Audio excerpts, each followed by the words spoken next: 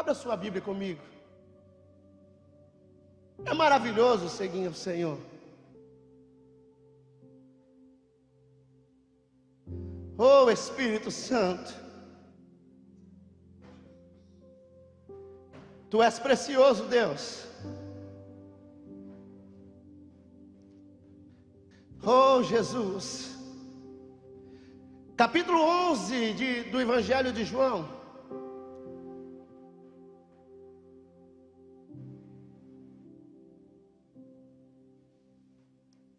E o verso 21.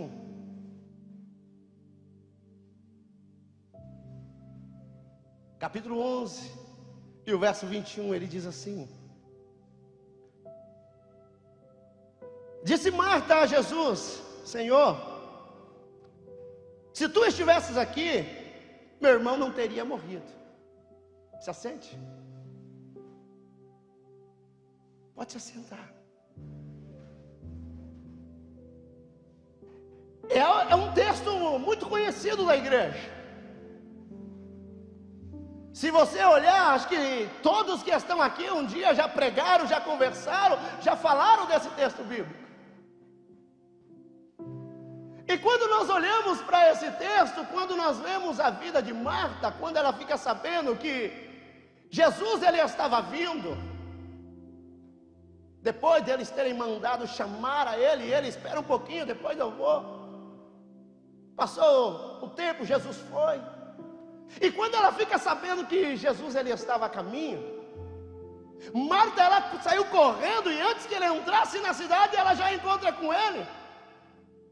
E ela diz: Ei, Senhor, se Tu estivesses aqui, meu irmão não teria morrido. Aí você olha para dentro desse texto, a expressão de Marta, quando eu começo a viajar, a navegar dentro do texto, talvez você diz: Ei, meu irmão não teria morrido. Mas eu acredito que não foi dessa maneira que ela chegou para ele. Eu acredito que naquele momento em que Marta, ela se lança aos olhos a Jesus, naquele momento a decepção dela para com ele era grande.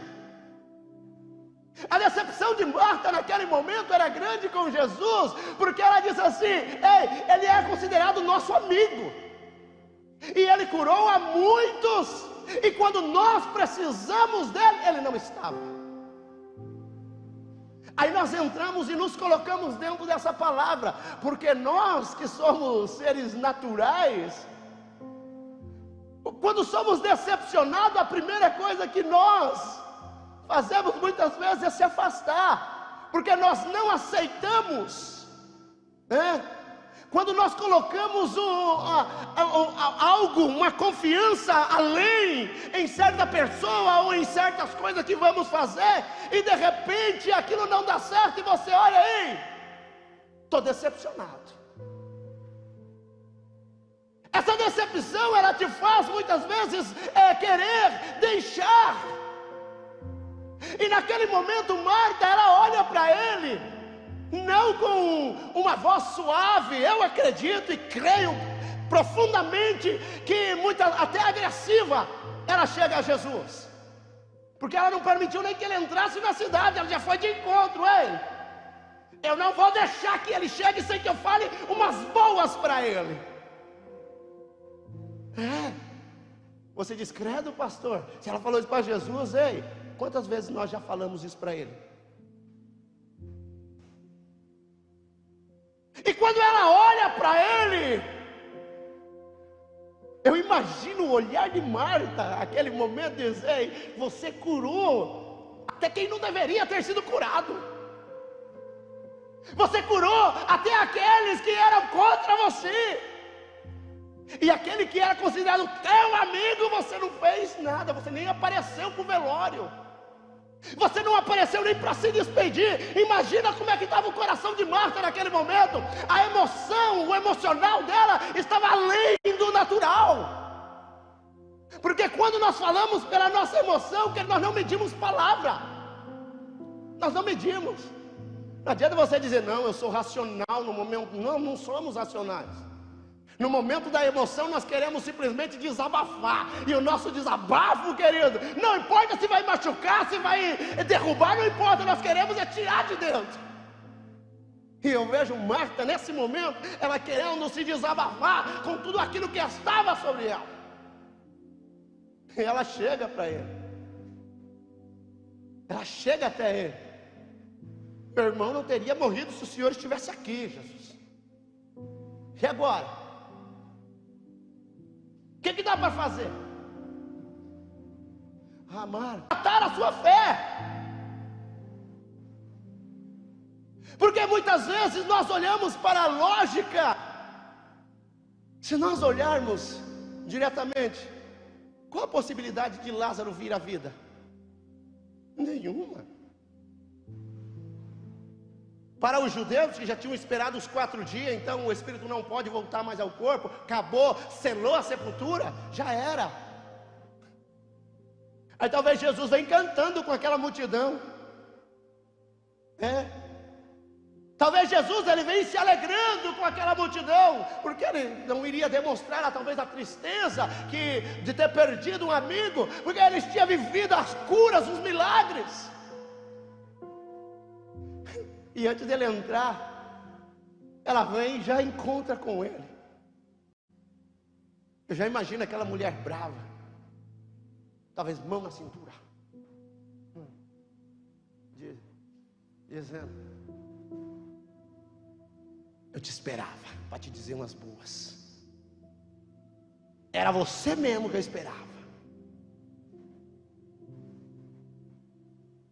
Aí nós começamos a entender a palavra, aquele olhar de Jesus, que era aquele olhar pacificador, ele olhando para aquela mulher, com seu coração entristecido, com seu coração cheio de tristeza, Jesus olhando para ela,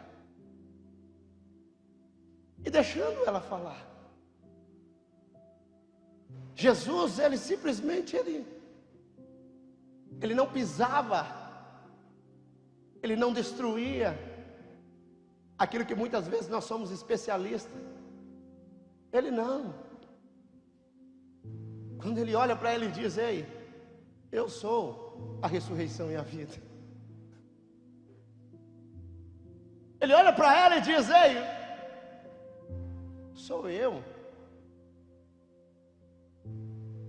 Se eu demorei para chegar, é porque o negócio é comigo. Talvez para você está demorando, talvez para você esse processo ele já não dá mais para suportar, talvez para você já é impossível, mas Jesus diz: agora é comigo. Ei, eu cheguei.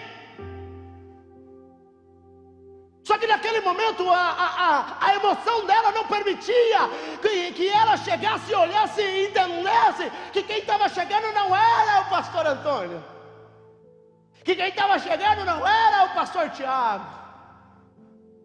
Quem estava chegando era aquele que poderia mudar a situação.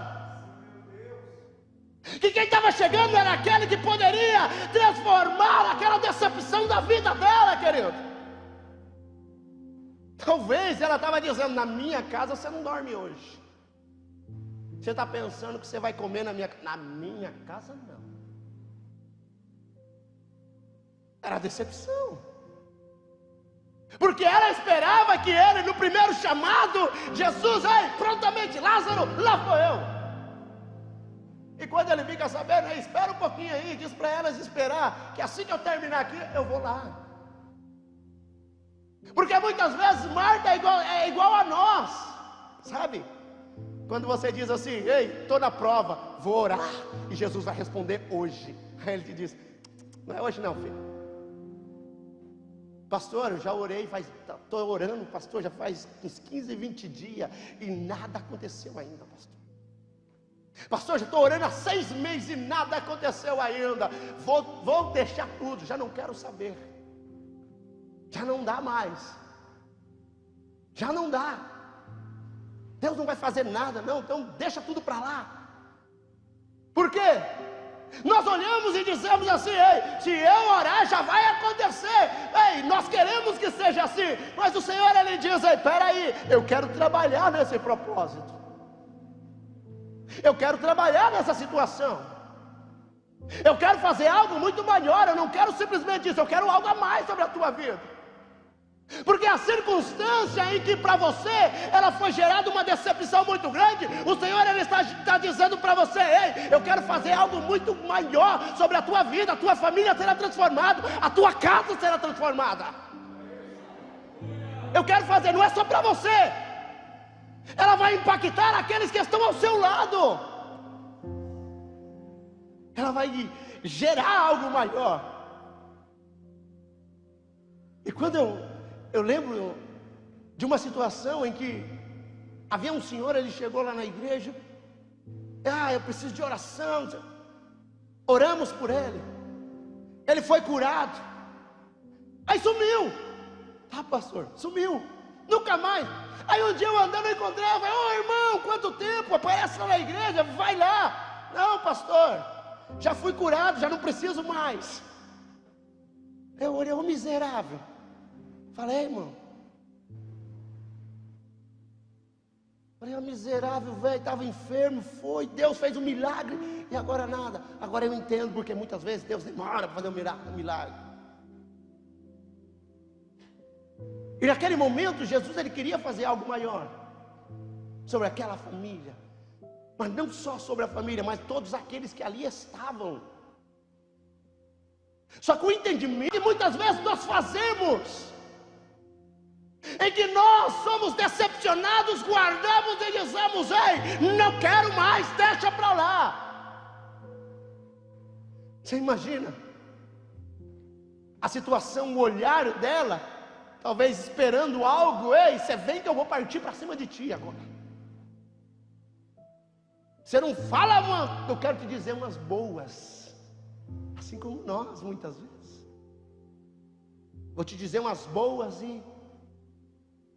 Só que Jesus, ele, com o seu olhar pacificador, ele chega e ele começa a mudar aquela situação. Porque nós queremos algo dele. Sabe o que nós queremos que Jesus faça? Nós queremos que Jesus, ele venha gerenciar as derrotas, e Jesus não vai gerenciar a derrota. Nós queremos que Jesus, ele venha e comece a gerenciar o momento da derrota, mas Jesus, ele não vai. Porque Ele é o que? Ele é um emissor de bênção sobre a tua vida. Então Ele não vai gerenciar a derrota da tua vida. Fala: Jesus, começa a me ajudar, eu estou perdendo, não está nada dando certo, a situação, não. Aí você diz: ei, já não, por que eu vou seguir? Por que eu vou continuar se nada está dando certo? Então abandona. Mas Jesus, ele é um emissor de bênção sobre a nossa vida, e não um gerenciador de derrotas. Muitas vezes nós queremos que ele venha gerenciar a situação, mas ele não vai gerenciar essa situação. Ele vai vir para ele transformar aquela situação em bênção sobre a tua vida. Ele vai vir para transformar a história da tua casa. Ele vai vir para isso. Porque naquele momento Marta, ela está simplesmente, talvez olhando para trás e dizemos: o Senhor fez tantos milagres. Ela deixou que a situação do passado viesse a interferir no momento presente sobre a tua vida. E se nós olharmos para trás, para tentar viver o presente pelo passado, nós não vamos conseguir. Se nós olharmos para trás e dizer: ei, lá atrás eu era isso, ei. Lá atrás, ele pode ter tido uma influência hoje, mas o hoje já não pode mais influenciar lá atrás. E muitas vezes você quer viver o hoje olhando para trás, dizendo: ei, se não dá mais. Talvez ela olhava para ele: mas o Senhor fez, e hoje? Mas hoje, coisas maiores acontecerão na sua vida. Coisas maiores. Eu não sei, a Bíblia não diz, mas eu acredito Jesus olhando para Marta, pastor Tiago, assim, ó. Talvez com um sorriso no rosto, apaziguando aquela situação de coisa, e talvez ela dizendo: diga alguma coisa, fala, homem, porque ela querendo um motivo, e ele dizendo por dentro dele: calma, que eu já vou fazer algo na tua vida que vai impactar a tua história. Calma, calma, calma, que eu quero impactar a tua história. Calma. Jesus muitas vezes ele simplesmente está te dizendo calma, e você não está entendendo. Jesus ele está dizendo espera mais um pouquinho, e você está dizendo, você já está virando, como que se diz lá, como quando eu começo a brincar com a Esther, né? Para aqueles que são mais jovens, estão virados no giraia, né? Os que são jovens aqui, né? Aí a Esther pega a espada do giraia e fala: vamos para giraia. Isso é para os jovens. Não, mas Jesus não, Jesus vem e apazigua tudo. É algo tão único que o segundo personagem, querido, que o Senhor ele começou a ministrar sobre mim foi Pedro. Pedro. Aí você fala: mas por que Pedro? Pedro ele começa a falar com Jesus, lá em Lucas 22, 33. Vamos abrir Lucas 22, 33. Abra sua Bíblia lá, vai acompanhando. Diz assim: respondeu-lhe Pedro: Senhor, estou pronto a ir contigo para a prisão e para a morte. Olha o que Pedro diz para ele: eu estou pronto para ir contigo para a prisão e para a morte. O que você vê aí? Você vê um homem com certeza daquilo que ele quer. Você vê um homem convicto, certo daquilo que ele vai fazer. Senhor, se o Senhor for preso, eu vou junto. Senhor, se o Senhor for levado ao cativeiro, eu vou junto. Aí de repente, já lá em João no 21, voltamos, no 21, nós já vemos um outro Pedro.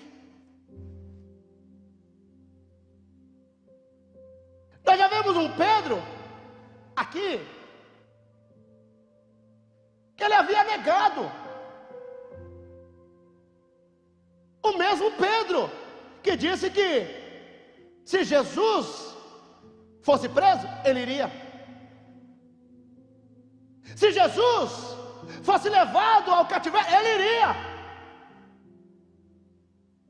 Só que dias depois ele mesmo diz: ai, não, eu não conheço esse homem. Não, eu não sei nem de onde ele é. E essa situação, ela gera em Pedro uma autodecepção. Ele não se decepcionou com Cristo, agora foi com ele mesmo. Nós vemos Marta se decepcionando com Jesus, e agora nós vemos Pedro se decepcionando com ele mesmo. Aí você diz: ei, mas o que é isso, pastor? É algo que é pessoal, porque a autodecepção que é gerada em nós, ela nos gera, querido, que nós falhamos.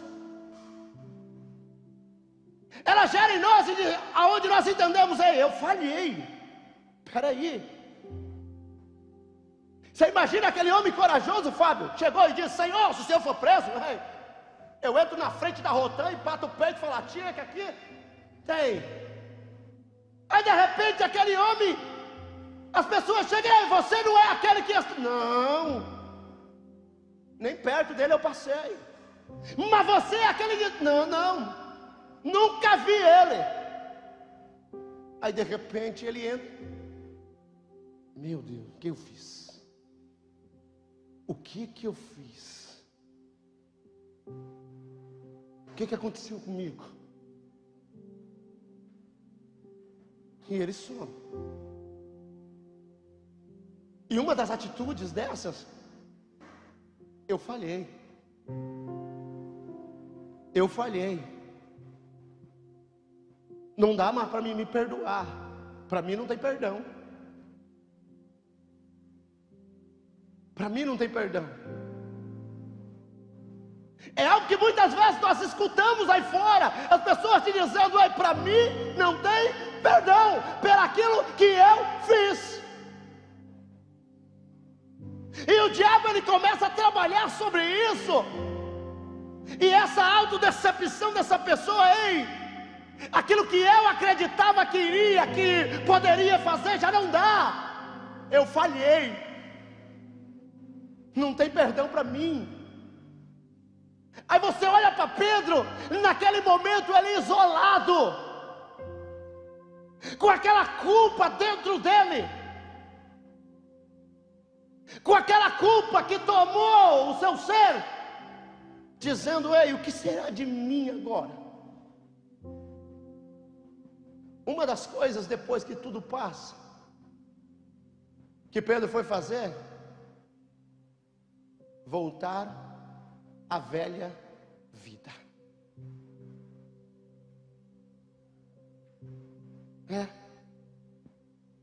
Voltar a velhas atitudes.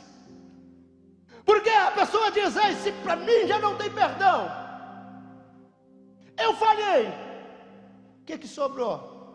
Eu não tenho cara para ir de frente do altar do Senhor. Eu não tenho coragem de enfrentar a Deus olho no olho. Não é enfrentar o pastor, não é enfrentar o porteiro, o obreiro, é enfrentar aquele. Pedro, ele decide voltar. Pedro, ele retrocede. Ele volta a fazer o que ele fazia, ele volta a pescar. E quantos de nós, que por uma decepção, por algo que aconteceu na sua vida hoje, você olha lá fora e diz: mas por que você voltou, meu amigo? Quantos de nós que nessa pandemia mesmo está dizendo: eu vou parar, porque lá atrás estava melhor. Quantos de nós ainda está no seu pensamento: eu preciso fazer algo? Até ontem eu ria, estava fazendo um serviço numa casa, antes de ontem, e eu em cima do poste. Aí eu vi duas senhoras, elas conversando, duas crentes, e eu: glória a Deus. Aí de repente, uma vai e fala bem assim: passou uma galinha. Aí ela olha: eu vou roubar essa galinha, eu vou comer essa galinha. Aí a outra diz: credo, irmã, você vai para o inferno. Eu vou para o inferno, mas eu vou de barriga cheia. Naquele momento eu olho aquilo e falo assim: é algo que eu comecei a rir, mas eu falei: mas é algo sério. Eu comecei a rir, mas naquele momento eu falei assim: é algo muito sério isso. Porque aquela situação, ela diz: não importa que eu vou para o inferno, desde que eu tenha. Isso é, o que os céus pensam de mim não importa, o que importa é o que eu vivo aqui agora. Se essa situação ela está me levando a um desespero, então abandona aquilo que Deus tem preparado e eu volto para a vida do passado. Se essa situação ela está me levando a algum prejuízo terreno, deixa tudo aquilo que Deus preparou e eu volto para trás. Porque é mais fácil, aparentemente. Pedro simplesmente, depois de negar, dele se decepcionar consigo mesmo, ele volta. Ele volta. E quando chegamos no capítulo 21, é onde nós entendemos quando Jesus ele aparece para eles. Jesus ele chega à beira da praia, e eles estão chegando de alto mar, depois de uma noite de pesca. Só que eles estavam o quê? Eles estavam tristes, eles estavam frustrados, eles estavam decepcionados, porque eles pescaram a noite toda e não pegaram. Pastor Tiago, pescador profissional, se voltar do mar sem nada e chegar em casa, o que a Sol faz? Aí, ó, não adianta passar na peixaria, está carimbado. Eles estavam frustrados. Só que de longe, a Bíblia diz que aquele que era considerado amado, aquele que deitava ao peito de Jesus, ele avisa e diz: é o Senhor. E quando aquele que estava todo entristecido, que estava triste, ele escuta dizer o quê? Ele se tira a capa e ele se lança ao mar, porque ele diz: é minha oportunidade. Quando ele se lança ao mar, ele diz: ei, é a minha oportunidade de chegar até Ele, é a minha oportunidade de resolver essa situação que eu estou hoje. Ele não fugiu. Ele não fugiu. Porque nós vivemos hoje um tempo onde muitos dizem: você tem a oportunidade. Não quero. Eu prefiro continuar. Pedro, quando ele olha a oportunidade, ele diz: é para mim. É para mim. É para mim. Pedro, quando ele olha a oportunidade dele resolver e dizer: ei, isso não vai ficar dentro de mim, isso aqui não vai me corroer, isso aqui não vai destruir a minha vida, não vai. Ele olha: nem que eu nade esse mar todo, mas eu chego nele. Porque aquele que tem a sede de buscar, aquele que tinha a sede de encontrar, ele diz: ei, está longe, está difícil, mas ele está dizendo mesmo assim: contra essa maré, eu vou chegar até ele, eu vou chegar. Pedro, ele estava certo daquilo naquele momento, porque aquilo que estava corroendo, porque você imagina, você que já conversou, você que já passou com uma pessoa que ela está sendo corroída por uma culpa dentro dela, que chega a querer até mesmo a morte, querer tirar a sua própria vida por causa daquilo que está corroendo, que ela diz: ei, eu não mereço a vida. Eu acredito que a situação de Pedro era pior ainda. Era pior. E quando ele olha, ele diz: ei, sabe, ele olha e diz: a minha oportunidade, a minha missão não será abortada. O projeto de Deus na minha vida, ele não vai ser abortado. O projeto de Deus na minha história não vai ser abortado. Eu vou chegar nele. Eu vou chegar. E é tão interessante que quando ele chega, não tinha pegado nada. Jesus, ele diz: ei, volta, lança a rede do lado direito. E eles, prontamente, eles não são bobos de... Alguns te haviam conhecido, outros não. E pegaram, voltaram, fogo já estava pronto. Jesus já estava com o fogo pronto, esperando eles. Já esperava. Porque o mestre, quando ele quer mudar a sua história, nós dizemos assim: Jesus está preparando. Não, já está preparado. Nós temos aquele costume de dizer: Deus está preparando a tua vitória. Que preparando? A tua vitória já está pronta, ó. Só que nós somos tão incapazes de entender que o Senhor, ele está assim, ó. Talvez ele está aqui, nós estamos lá embaixo, o Senhor está dizendo: filho, está aqui, ó, vem. Só que nós não queremos fazer assim, ó. Nós não queremos olhar, porque a culpa é tão grande na nossa vida que nós estamos cabisbaixos. E o Senhor está dizendo: filho, E nós ainda teimamos em dizer: não dá para mim, eu falhei. E o Senhor está dizendo: filho, o fogo já está pronto. Filho, o fogo já está preparado. Filho, vem comigo, vem, filho. E você está ali: não dá. Não dá. Porque a culpabilidade da nossa vida, querido, ela quer nos destruir, ela quer acabar conosco. Mas o Senhor, Ele quer fazer, Ele olha, Ele prepara. E quando Pedro, eu imagino Pedro, querido, por mais que aquela culpabilidade, ele era cara de pau, cara. Pedro, ele chega ao lado, né? Eu falo assim: se fosse eu hoje, no dia de hoje assim, eu queria ficar de longe. E Pedro não, com tudo aquilo ele quer ficar perto lá. Chegava assim, procurando a oportunidade de falar: eu errei, né, Senhor? Eu pequei, né? E nós querendo esconder o pecado no bolso, querendo esconder. E Pedro dizendo, talvez querendo chegar para ele e dizer: você me perdoa? O Senhor me aceita de novo? O Senhor me recebe aí? O Senhor me, nem que seja para lavar a tua sandália, me leva. Porque muitas vezes nós olhamos só o patamar e dizemos: Senhor, só vou se for.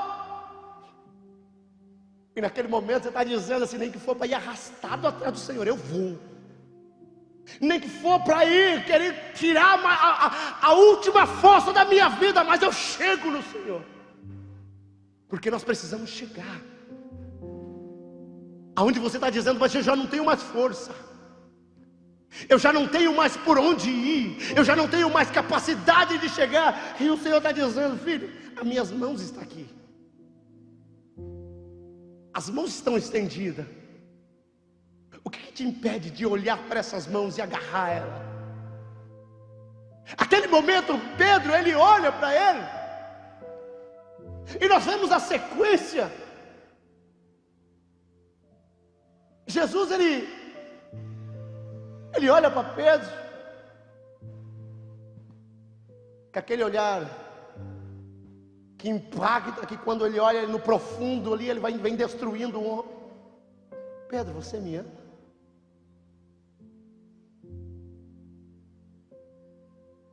Você me ama? Um pensamento próprio, depois de ter negado, depois, vamos dizer assim, de ter assassinado, depois de ter destruído, aí a vítima, ela chega para você: você me ama? Eu imagino o olhar de Pedro para Jesus, Jesus fixo nele, e ele procurando uma maneira de olhar e dizendo: Senhor, eu te amo. Aí de repente, Jesus: Pedro, tu me amas? Senhor, eu te amo. Aí vem a terceira vez, Jesus olha para Pedro e diz: Pedro, tu me amas? Pedro, ele já está incomodado com aquilo, ele já olha para Pedro: Senhor, já não é mais aquela voz, é uma voz já de explosão, é aquela voz que vem: Senhor, eu já disse que eu te amo. Mas é algo que já não é mais do natural, já é uma força que já não é aquela normal, é uma força que vem lá de dentro, que ela já vem sendo extraída, e ele diz: Senhor, eu te amo, Senhor, eu te quero, Senhor, apacenta as minhas ovelhas. O Senhor acredita em mim? Eu te mandei para a morte, eu te neguei. Apacenta o quê? Apacenta minhas ovelhas.